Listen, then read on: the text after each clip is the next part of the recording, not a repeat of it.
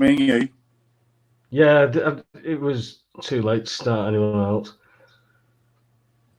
Well, I think we're just about live, son. So, Tories, everybody, welcome to the Webster Report. With everything that seems to have happened so quickly, so very, very quickly, me and Jimmy were going to have a chat on Sunday night, and we thought we'd throw one together tonight. Where do you want to start with this one, Jim? Because it's unprecedented stuff that it's ever happened in my lifetime. Well, you're the guy who has like you think there's more behind the scenes and stuff. Where does this figure into your kind of thinking? Well, you could still have a foot in either yard, can't you, with it?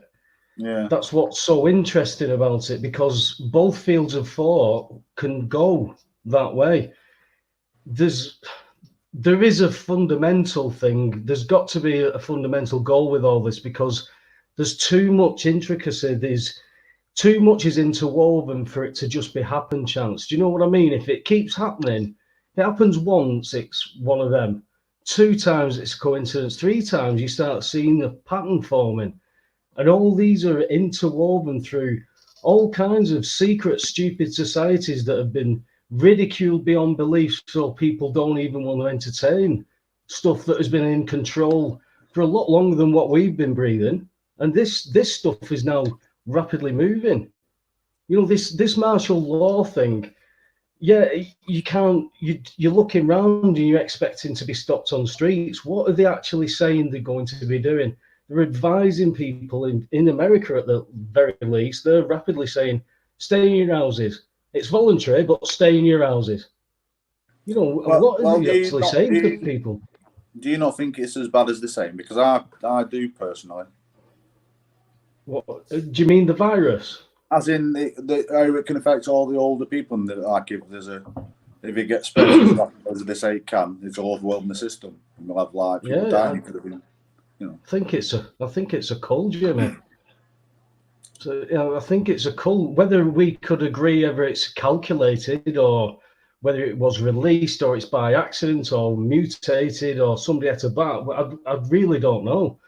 But there's stuff that's very coincidentally happened all around everywhere, where the banking system is failing and everything's going tits up, and it's all on paper, Jim. This is why I definitely think it's an accident, because I think they're already in control of everything, like with the banks and stuff. I just think it's capitalism gone mad, and it's just rich elites controlling everything through, and that's basically capitalism working how it's intended. But beside the point, I think you're correct. You're with the mechanism. That's how it works. I think it's. I don't think it's all planned. I think it's like throwing a spanner in the works, if I'm honest, because the world was becoming more and more globalized, and with this happening, I think it's making people think perhaps we're too globalized, as in we have to get all our supplies from around the world for medications and stuff like that, because we don't make them in our own country anymore. It's making us realise that you need a bit of self-sufficiency in a way, don't you, in case a crisis happens like this. But that's the point. The plan was always to disable the entire country to this point, because if everything fails now, Jim, you know, what actually, that's the question. What would people do? Look at what's happening in Asda. You know, it's bonkers. Well, I look at Boris Johnson when it's on TV. I don't think he's part of any plan. He's panicking, I think. I don't know. Blame him. I'd be panicking about He's an actor. Well, you must have noticed. Listen, you must have noticed the rhetoric, Jimmy, how they're repeating the same stuff all across the world. In America, they're using certain terminology and they keep repeating it and repeating it. That is a problem. Like Brexit. That's what I'm saying. Yeah, well, that's what I'm saying. Well, I was saying Brexit. The phrase Brexit was one of these memes, what they put out. It just develops in society. It's nothing suspicious like that. It controls the narrative. It takes control of a narrative. And it's like Boris Johnson, who's the first reporter that he went to today, Alex somebody at the BBC. And they're thanking the BBC for the question, because it's something that they're easy to answer, and they just repeat and they repeat and then they go over. and then they ask him a straight question, and they answer a completely different question. It's all a show. We're watching theatre, and what's going on behind the scenes. I haven't got a clue who's in control of it, Jim. You're right. Well, it's definitely a mad episode of Twilight Zone, isn't it? Really, it's like bonkers, Jimmy. I'm 48 years old. I've never known anything like this, mate. It's bonkers. You know, well, I just think personally, I think it's the economic system has been so inflated with debt and IOUs, and that's you think it was some that kind of fixed conspiracy theory behind that. I think it's just greedy bankers like creating IOUs because it makes them richer, it enriches them. I mean, and I'm not saying central banks don't coordinate. I think bankers run all the countries. They're all controlled by the bankers in the countries, but the different groups of bankers all fighting with the control. You know what I mean? Like the Chinese. Yeah, but all these people go to a core. I don't know where that core is. Ideally, to put my finger on it, if I could point you in the right direction, Jim, I'd tell you. But all this it's mapped on top, and it's you could talk in a pyramid, I suppose. But the spider's web, it's fingers in all pies. It's these secret proceedings. It's these swearing of oaths when they're meant to be in government, when they're meant to be in public service. And you realise that all these public services now are all private companies acting as public, but they're not actually acting for the people. It's a completely different system, and that is integrated solely with the banking system. That couldn't happen with the complicitness of the judiciary, politics in particular, because they're the people who we all point at and shake our finger, and then vote for people to help them out again. And we have a choice of who we're going to vote for to help the bankers out again. That's all we've done. In 2008, I still think this crisis now is like a continuation of 2008 crisis, because in 2008, because basically the banking system is one giant pyramid scam, yeah? That's my opinion. Hedge funds. Yeah, it's all it needs debt, more and more debt to continue because it's all debt based. You need more and more debt to keep it going, and as soon as people are too much in debt, it collapses. Well, we got to that stage in 2008, yeah. So but printing money carries on it, so it's stretched out. What happened in 2008? They printed more IOUs. The government took on all more debt to bail out the banking system. Yeah, so they managed to keep the merry-go-round going for another 10 years, 11 years. And it was already starting to kind of seize up again. But then this coronavirus has just made it implode. And they're desperate to save the system. Now, this is the difference. I think you're coming from the angle that they've created this as an opportunity to do something, yeah? I think from the other opposite angle, I think they already control everything through the banks. And because this is their system collapsing and they're terrified of it collapsing. That's why they're even willing now to give peasants basically handouts to buy stuff because they know it's going to collapse if they don't. Because like you said, if it does collapse, there'll be riots on streets and everything. And they don't want that. Most people don't want that. So, I mean... Well, that's what I mean. I'm talking the worst case scenario would be collapse of society in that case. Yeah, well, and they don't want that, do they? Why would rich people want collapse of society? Because I've never, what they're doing, that's all they've ever done is keep exasperating that rich and poor society. Yeah, that's capitalism. But this seems this seems different. This seems a cull.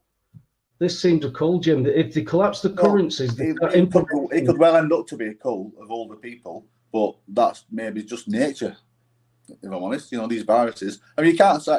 I mean, I know people could argue it's been man-made, this virus, and it could well have been. We'll never know. But you can't deny the fact that in history there's been viruses appeared that just wipe out populations. I mean, Spanish flu, that was just a naturally occurring virus. So, but I could show you information that shows that it points to a military experiment, which they've done so many times over the years. This is why I don't trust a system. When they're poisoning people in wars that they started that didn't have to happen through false flag attacks, you've got to have a certain amount of sway. You think it's greedy bankers who just want to go and attack things for resources. There's a lot more. Well, when you look, there's a much bigger picture. If you look at Zbigniew Brzezinski's grand chessboard, I read it. Look at that. That's not that. No, that explains it. It explains how there's different power structures vying for resources. Russians, Chinese, and Americans, man, are the three main power blocks. But that's got to be coordinated from somewhere, hasn't it? I mean, if you want to talk about the central banking system, the Bank of International Settlements, that's who has the say of everything. They have the final say. But they control militaries to do their will at whatever stages they want. So who's controlling the Bank of International Settlements? Just greedy people who want power structure. I think there's more to it. I think you're correct in everything you're saying. I wouldn't disagree with anything, but I think there's a much bigger picture, Jim. Yeah. Well, there could be a much bigger picture, but I don't see it. If I'm honest. Well, yeah, but how many years ago did you see what you see now? 10 years ago, I didn't see the world I see it now. Well, I did 10 years ago, because 10 years ago I saw the banking crisis coming, if I'm honest, because I was watching it slowly develop, because I was watching alternative live channels and stuff, and they always watch the stock market to talk about money, and don't they? So they were saying how it was all getting out of hand, and so I saw it coming. A lot of economists saw it coming, but rich people didn't want to hear these people warning them, didn't they? Because they were too busy making money. You know what I mean? I mean, how did it all start? That they were lending money to people who they knew couldn't pay their loans back, and then they were betting on the fact that they wouldn't be able to pay their loans back. So they were making money both ways, weren't they? Yeah. And that's how that crisis started. But and that's all done through that paper monetary system that we don't understand, and we should be participating in it for the benefit of us, but we're actually taught through the education system how not to do it correctly. In fact, completely divert us away from everything. And our parents teach us to do that as well. And they're the people we trust the most. Now, to have control of all that, and because there's a time where this country could be not only dependent themselves, but they would live, this country would be luxurious, but somebody has control of the booms and the busts of what's happening with that system. So when people are losing jobs and people are starving and people are getting evicted, and you're saying it's through greedy bankers, but there could be a bigger picture. I think there's a much, much bigger picture. I mean, the Kalergi plan and stuff like that starts to come into conjunction. Who's got control over that? Greedy bankers, but the targeting demographics. You know, it starts to get very deep. I mean, I'd certainly encourage you to go off. I don't know how much time you have, Jim. You know, you've been a busy fellow with families, and that last 10 years, I've had a lot going on, but it's always just been on me. Do you know? I didn't have the responsibilities that some people got going. I was telling you a story about a lad at work who 9/11, he had a 2-year-old and a 4-year-old. That's a tragedy, and life takes over. And then, you know, all the way down the line, he watches an hour and a half documentary, and it gets him in to start looking, because he's going, there's something not right there. And there's a strategy to all this. I mean, they're attacking, I think, what was it the ex-general said about attacking 5 countries in 7 years, or the other way around? It was that general, Wesley Clark. Wesley Clark, that's it, yeah. Yeah, no, I believe that. There were people in the Pentagon were conspiring to attack all them countries in 5 years if they got the opportunity, and they tried to create opportunities, and they're still doing it because they've got a kind of a plan of what they want to achieve in the Middle East. I mean, like Biggie said, the Grand Chessboard, he explains that they have all these think tanks behind the scenes planning strategic variants, you know, war games and over strategic resources. But this is what I said. If it was all one big conspiracy and somebody controlled everything, why would they need these war games for? Because are they going to beat China to get these resources? Why would they be doing? You know, I understand where you come from. No, well, China's a faction. I would say China's a faction, but there's been lots of people in charge through the time, and now the factions at the very top, for some reason, whether it's timing, whether it's biblicals, whatever it is, whatever's happening right now, they're all arguing for that control. So, but they've always worked together. That's what I'm saying, Jim. I don't know what's going on with China. I really don't. I mean, there's a lot of people on my newsfeed who are talking about the Chinese people. There's a delegate who are going around checking people are sticking to the curfew, you know, councillors and stuff like that. They're on video and it's getting out of the internet that they're shouting, this is all fake, they're faking it, they're blah, blah, blah. So who the bloody hell knows? Because nobody would ever see that, apart from people who get minded by my newsfeed, I suppose. Well, I've been watching some like YouTubers who talk about stuff what's going on. I watched one guy called Chris Mertensen, and he has a site called Peak Prosperity, and he's talking about the coronavirus every day. Now he's been talking about this from about 2 months ago, saying if the governments don't, you know, step up to the plate quick and start putting lockdowns on people, it'll really spread badly. Now I don't like the idea of lockdowns. I think it sounds very police state-ish, but you're going to be kind of, even if you don't agree with them, you're going to have to go along with it because you're going to be morally. I feel morally, even though I don't like it, I feel like a moral obligation because everybody else is becoming scared and they're looking at me saying, you're a wanker because you want to. Yeah, you kind of, and it could be right. They could be right. You know, I see doctors, experts who are working in hospitals on Twitter putting little videos out of themselves telling what's going on, what newspapers don't pick up, and they're saying it's really bad. Now, if they're crying out saying they're overwhelmed in hospitals and they're putting people in corridors on, even though they're like really bad. I mean, mainly old people. You know, don't get me wrong. It's not like loads of young'uns. It's although even then they're saying it can give you lung scarring if you get a bad dose of it. But I've got viralists on my news feed stating the exact opposite, that this is no different to ordinary flu, not the virus itself. You know, I don't mean that, but the statistics and how it happens. It's happened at a rate, but why and how was that? And now China, it's all cleared up. There's a lot of questions to be asked. I mean, can you believe China? Do you think it's all cleared up in China? That's what I mean. How the hell could you ever believe China? We didn't kill 50 million of our own people. No, but every country's leadership has their own agendas because, like I said, in my opinion, every state has its own kind of elites, and they sometimes cooperate with other countries' elites, and sometimes they're opposing other countries' elites.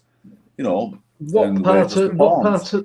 what part in it do you think the Vatican play? Excuse me. I don't know, mate. You've never looked into that. They probably got loads of money because of the Crusades and stuff like that. So they didn't know where somewhere. Most of it goes back to Vatican, especially ecclesiastic law. It gets very intricate, but everything goes back. You know, when they're saying the all roads lead to Rome, we're still under all that rule, all those laws. All of it goes back to. Last time I was on with you, your friend who was on, what's his name? I can't remember. Jason. Yeah, Jason. He was saying all roads lead to Israel, and I was saying all roads lead to the city of London. So you're not even there. Three of us. The finance of London is the arm of the Vatican. The Vatican have their share of that, mate. But do the Jews run that? Can you even say that? I don't even know anymore. No, you shouldn't. I've always paid my dues. You shouldn't say that. If you're saying that, though, if people who go down that conspiracy route with Jews controlling the world, in my opinion, is stupid. Because I was just on Twitter, and I see the hatred that some Jews have for other Jews because they're arguing politics. So there's different factions in every group. Has different factions in that group. I mean, us white working class in Leigh, we have different factions, don't we? Well, I'll tell you one fact. For the population of a country, they are a very small minority. They have their fingers in some very large pies. Very, very large pies. Well, and the banking system is... Eh?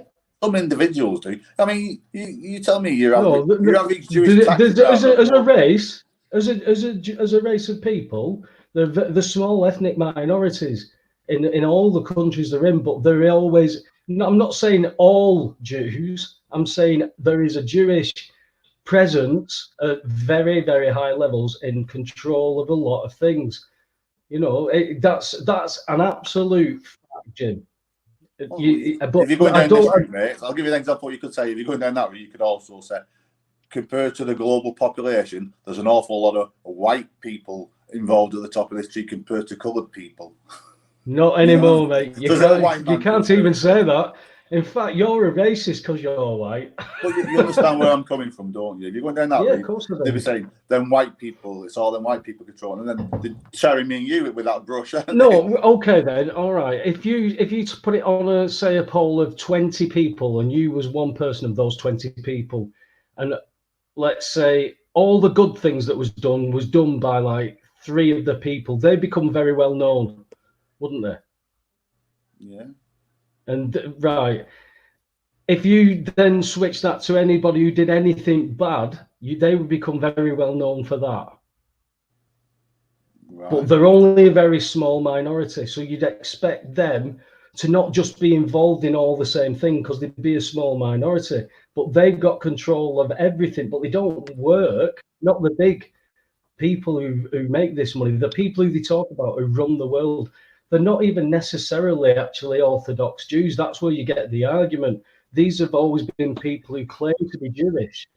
Even if you look at scripture, it was always people who claim to be Jews but are not. So it's nothing new to me. It's worth having a look into, Jim. You've got a good analytical mind. It's just if you've got the time to be able to start playing jigsaws. Well, right. I'm never going to go down that route where it's Jews. Hey, by the way, thanks for putting me onto that song by Killing Joke. Oh, it's a good one, isn't it? Yeah, it's been stuck in my head all day, mate. He's on your wavelength, obviously. It was just I on the virus. I went, oh yeah, I get that. No, but there's loads. Right, it's just about whoever controls money has most power. Yeah. Well, it controls the law and controls everything physically. Well, Jews don't control all the money, do they? Let's be honest. Don't get me wrong. There's lots of rich Jews who have a lot of influence. They've got a very, very high presence in control of the system and rich. Mate. Very, very high presence, but very small minority. Now, like I said, everybody would think that the queen of this country is the richest woman in the country, so she'd be the top of the pyramid, but she'd be a minority in the women's, wouldn't it? In comparison, that's what I'm saying. Statistically, it looks like, oh, Ellie, hello, you are. Well, we don't all work together or anything, even though we go to the same lodge or anything like that.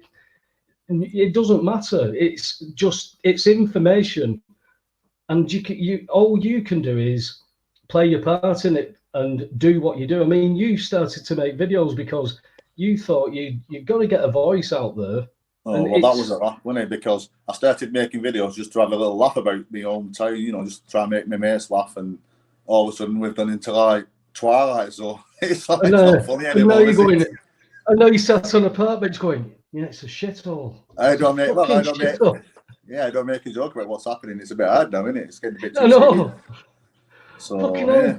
I don't need a Turkish barbers and I don't vape. I mean, before all this financial crisis kicked off and this coronavirus really kicked off, this story and everything, my next video was going to be basically making fun of us eating lobby. That was going to be the next video about Lee, that we're all lobby eaters, just having a laugh, and now we're always talking about politics and financial system collapsing. Just, big changes in Tory town. You've got yourself embroiled in Lee politics now, and you've got the minds of Britain on there now, mate. It's like, well, I'm just thinking about it. It's just amazing how we became Tory town, and within 3 months, global economic systems collapsing. I'm not saying there's a coincidence there, but there could be. Well, do you know what, mate? I had a catch up with my cousin from Liverpool today, and he said, one of the first things he said to me, he says, I can't believe that Lee's voted Conservative. What the hell is going on? This lad's from Liverpool and he's disgusted. Well, I couldn't believe it. They just wanted Brexit that much that Labour weren't. That's what I said, yeah. That's what I said to him. I says, Boris Johnson got in with the same thing. He went with the biggest part, and the other, there was nothing much else to be offered. Everybody knew. you have to admit, though, Labour Party for working class people in Leigh has lost its way, in my opinion, over the last 20, 30 years, definitely. I mean, I think it happened when Tony Blair took over, because Tony Blair is a neoliberal completely, and I think he'd given up on socialism, and he thought capitalism, best way to introduce socialist policies is kind of by just leeching off the banks, because he maybe realised that they control all the money, so you'd get pally with the bankers and stuff. And we've gone down that route. We've never had no real kind of socialist Labour Party for years. And also, they've tied themselves up in like liberal causes. I mean, I'm not saying some of these causes are not, worthy, like, gay rights and stuff, but we're going to extremes now. We're going like where I have to, even though it's blatantly obvious that it's just a bloke with with a chick with a dick, I have to start identifying him as a woman and stuff like that. I think it's gone too far. Anyway, I've got my daughter coming in. Oh, my daughter's here, even though I'm YouTubing with you. What are you doing here? I thought you were like...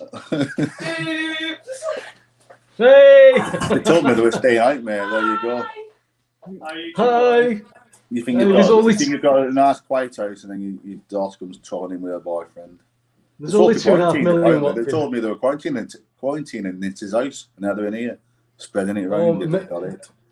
Mate, it's been all over the news feed that kids, kids 18 to 23-year-olds all out and about and singing and dancing and not adhering to social distancing. Let me put it that way. Well, I feel it must be weird for kids, like finishing, not doing their exams, all this uncertainty when you're just leaving high school. It must be a bit worrying for them. I would have been a bit traumatised. I think I was just leaving into this kind of environment, when people are losing jobs all around you. I said to you the other night, I fumbled through. I fumbled through. Lost my dad at the end of me, just as I finished my exams, and so I fumbled through, and then made life, made mistakes, and live by them and die by them, and all your pleasantries in between. But I had no plans when I left school, Jim. I hadn't got a clue what to do. I don't know what I don't know what they're all going to do with this economy where it's going. I don't know where they're going to save this economy. I mean, I can see what they're trying to do. At the top end, they're trying to. I mean, when the stock market crashes, nothing of real material value is being destroyed. I mean, the factories are all still there, and the houses are all still there. All the productivity is still there. All what's disappearing is IOUs, yeah? So what these banks are trying to do to save all the pension funds and all these big, massive hedge funds that swirl money all around the world, what they're trying to do is when all their IOUs are disappearing, they want the government to give them money to replace the IOUs with government money, don't they? But that's what they did in 2008. But now they've got the problem because of the coronavirus. It's going to stop us all spending. So even if they keep giving money to the bankers, nothing's going to change because they need people at the bottom buying stuff to keep the system going. Plus, we're not going to get paid wages, a lot of us. I mean, just with these policies. 2008 was the test bed. Northern Ireland was the test bed for the stock market crash. Would you not think it could be convenient that everybody is now getting locked up for a crash? Would that not be convenient? Would it be convenient if the army had been deployed for a takeover of something like that? Because martial law, we've always been under. We've always been under martial law. It's just the extremities is army on the streets. And I haven't got a clue. This is unprecedented what's going on, Jim. I don't know what to reference it to apart from history. And when we've gone down this route, we never get stuff back. Legislation has been passed. Armies being used in Tesco's. Or the possibility of, I wouldn't like to point at something that's not happening, for fuck's sake. But there's a lot of convenient stuff happening for what you were talking about, which was a takeover. And the financial crisis, where they're talking about a great medium that this virus is spreading is through cash. They're already quarantining cash. And that's a great way to start laundering money and taking money. And there's always a great day to bury. There's never a bad day to bury. No, what is it? What's the saying? There's always a great day to bury bad news. Yes, that was the one I was looking for. Well, I don't know, mate. I mean, on the streets, that'll only occur if people start looting and stuff like that. Then they might have to deploy the army because of people Have you doing been to stupid Asda things. today? Have you been to Asda I today? did go out there today. It wasn't. It was half full again, if I'm honest. Full. When I went, So, yeah. okay, we're Well, not last half day I went. rating. 2 days ago, there was nothing in it, virtually nothing. But today, there was loads of fruit and veg. There were no chicken because I wanted to get some chicken, but they had some minced beef. A mate of Few things. mine finished work a late shift. He's one of the key workers, right? So he's finished a late shift. He's got to Asda. There's fuck all for him. Can't get anything. Right. Well, I didn't realise because, like I said, when I went today, it was like, oh, why are they buying so much food? There's only so. I couldn't store this much food in my house. I've only got a couple of cupboards. Mate, I can't toilet rolls. I can't get past toilet rolls. And it's not just that. To me, I regard myself as some on the left somewhere, yeah, some kind of socialistic thinking, yeah. And I it might really don't think, understand what that means. What does that mean? I always ask this question. as in, Brian Clough called himself a socialist. He believed the working man, if the rich, everybody should have a decent standard of living. A working man should be able to have a nice roof over his head, food on the table, enough money for have a few nice things. You know what I mean? And rich people don't take piss. But just doing like they do, just financialisation and just giving themselves loads and loads of money. But they've always took the piss. So are you saying we should accept a level of slavery? Is that the system you're saying? Well, what do you mean level of slavery? Where are you going down that route? This is slavery. This is voluntary slavery. It's called voluntary servitude, that you act as a serf, but you've got certain rights and privileges. This is what I was saying about this debt-based economy that you brought up in. Well, it's a system designed. It's kind of neo-feudalism in a way. It's making us all debt slaves. Yeah, exactly. So, but this debt doesn't exist in an economy that relies upon you. But they create these figures, and then we react to them, and then all of a sudden there's no toilet roll. This is the virus thing aside? This is a planned agenda. If you bring the virus thing in, then the questions are like we were saying earlier, that it's naturally released, or naturally mutated by accident, been released on purpose for a reason that's seemingly mutually beneficial for a lot of different places.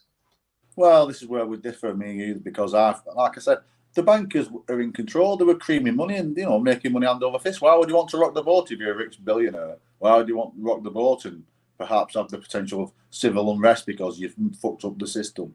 I don't think they do it deliberately. The greed takes over, in my opinion, and they can't control themselves, and they just go out of hand. Now, some of these greedy rich people might have an agenda, but most of them are just in it for the money, in my opinion. And this is where the 6 billion people out there, and everybody's an individual with different reasonings for what they do things, don't they? You know what I mean? Do you remember Aaron Russo? I don't know. Have you ever heard of Aaron Russo? He was the director for Trading Places.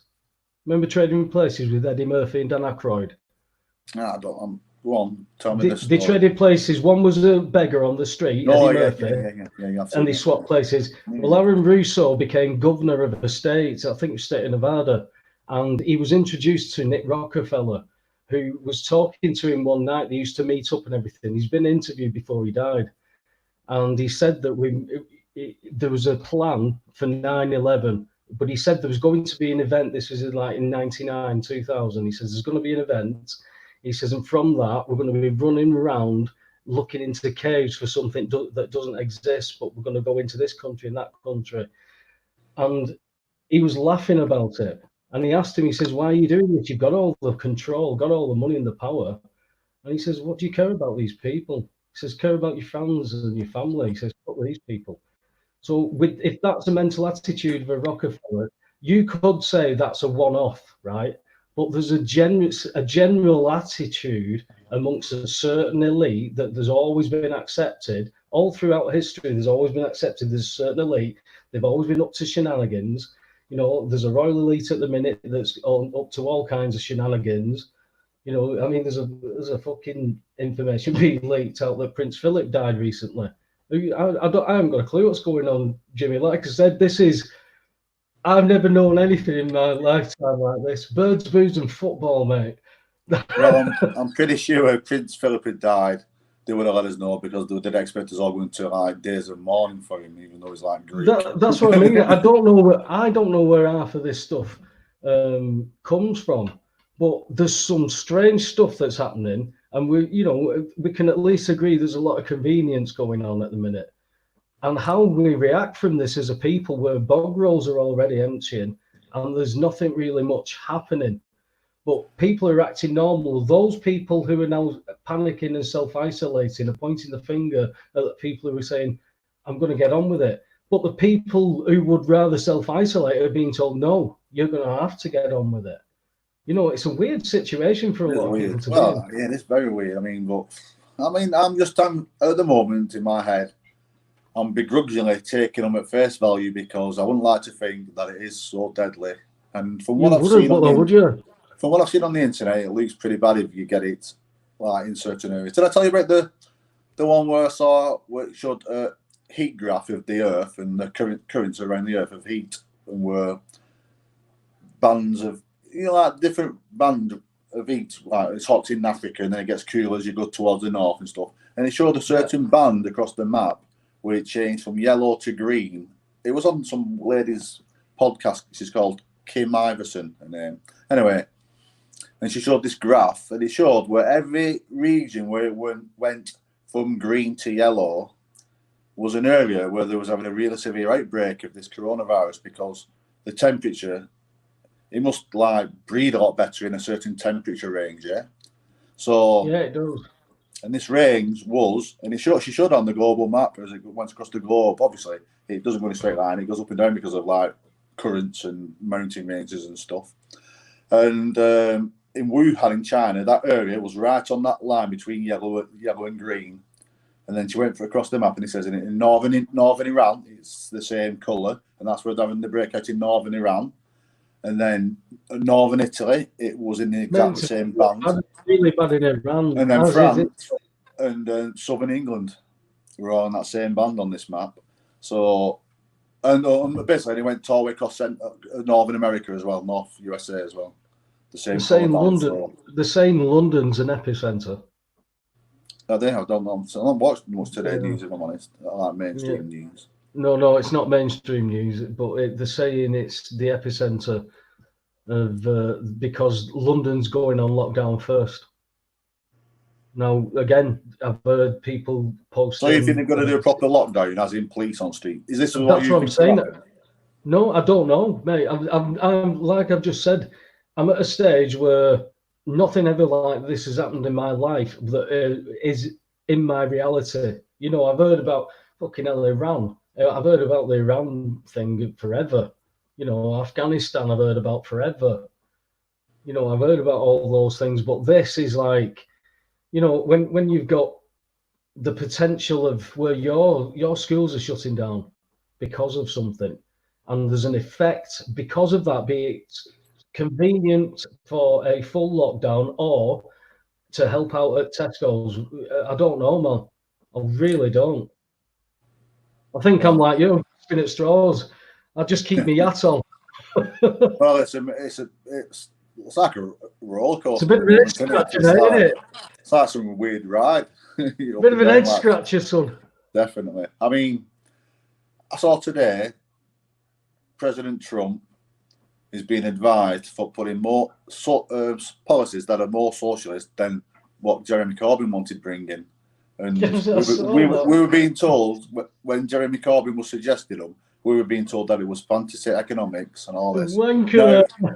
And then I like the guy. I think he was all right. No, that's what they were saying. He's a wanker, and then they use his fucking shit. I mean, I've got a few qualms with him, but I think he's a decent guy overall. Anyway, but their economic policy was a lot of this thing. They were saying we need some kind of universal basic income to help pay off all these debts and stuff. I think they understood that there's so much debt in circulation that we needed to do something. But because there's so many people in a system. But I mean, look at it this way, right? In a democracy, you could have, in theory, in a democracy, if 55% of the population are always gaining out of the current status quo, and 45% are always getting worse off in the current status quo, they could keep that going forever, couldn't they? Because if 55% always vote for them get better off, and the 45 always get worse off, it could go on forever. That I think Corbyn understood that this debt is getting too high for people. We need higher wages to help pay our debts off and stuff like that. You know, and that money circulates. What if the 1%? What if the 1% controlled everything of the 55%? In everything, on both sides of the parties, through the financial system, everything. What if that 1% controlled everything? Well, I think they did. I think they did have control of both major parties, and I think they had control of both major parties in America. But Donald Trump came in on the right. What if you accepted that the 1% controlled all of that? Would that not be interesting? I do think they control it in the sense, as like I'm saying. I think the banks basically they control the Tory party, the bankers basically, or they did before Boris got in. He's kind of a charlatan. I don't even know what his politics. I think he just is in it just for, I don't know. I don't understand him up to a point. I think the bankers control Labour. No, well, the corporation things have a lot of influence over them because a lot of the people, major liberal, the major people in Labour Party are very liberal and neoliberal orientated, as in globalisation and stuff like that, and open borders, I think. But do you think the banking system and the corporations are separate? Do you not think the banking system controls the corporations? Yeah, well, I think capitalism itself is kind of a pyramid, a hierarchy, isn't it? And at the top, your high priests of this pyramid are your bankers. They're the high priests. And then you have the people below them who are the corporate executives. And then you have people below them who are like rich people. Then you have the middle class. And then you have all the plebs at the bottom. The lower class is just a pyramid. Very pharaonic. But what's been happening is that pyramid where it's like that, it's been going more sharper that way and then going flatter that way. You know what I mean? It's getting... Be careful, like Jimmy. Be careful, Jimmy. Somebody might get a screenshot of you doing that pyramid shape. Well, the top's an Illuminati. The top of this pyramid's getting smaller, and the base of the pyramid's getting wider and wider. If you understand what I mean? Because it's still a pyramid. But the poor, all the poor bastards, all the workers are being pushed out sideways. We're being left with fuck all. Anyway, I mean, there's people losing the jobs. They lost the jobs today. There's a company in Scotland, I believe, a hotel. Yeah, they've closed the pubs. It's told the pubs they have to close down. So I've had a daughter, and I had one daughter she's temporarily lost her full-time job, and the other one's part-time in a pub, so she's not working either. So both of them now have no money coming in. Straight away. You know? Right. So now they're saying that they're going to give money out, right? How can they do that? They're saying on certain pages and mainstream that council tax is going to be forgiven and gas, water, and electric are going to be free. This is all they're going to do is do what they should have been doing, setting off this debt. This is simple bookkeeping, Jim. That's all they're going to do. But look at the panic that's going on, pal. I'm hoping this crisis might open people's eyes to how money is created and like they found the magic money tree. All of a sudden, they've been telling us it doesn't exist, and when there's a crisis, that magic money tree suddenly appears. It's like, come on, it was always there. How much does it cost in toilet roll, mate? I don't know, but what I'm saying is it's always been there, but they don't like admitting it because once you admit you can create money, just like typing a few numbers in a keyboard, people start questioning. Well, where does it might start that debate? Where does money come from, and who gets the right to create it? Don't stop there. Find out where it is created from. People always stop at that it's just put into a computer. It's got to have collateral. Under the Fraud Act, it'd have to have collateral. You can't issue promissory notes without the collateral. Who's the collateral, Jim?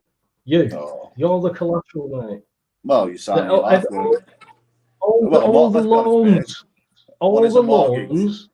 all the loans that the government owe to the banking system all have to have collateral.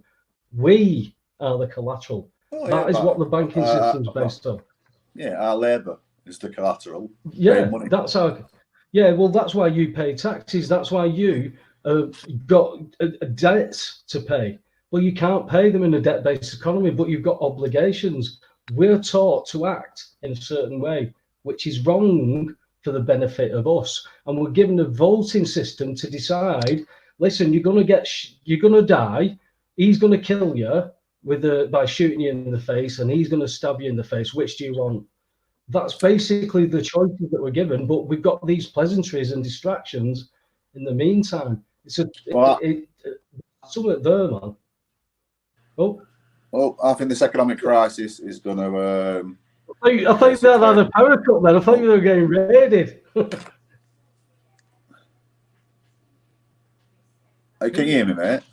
Yeah, you're back now. I thought you had a power cut or something. I can't hear you anymore. I've gone. Hold on.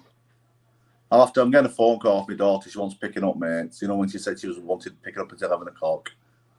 So if you can hear me, I'm going to have to leave you, mate. Oh, it's not like a woman, though, is it?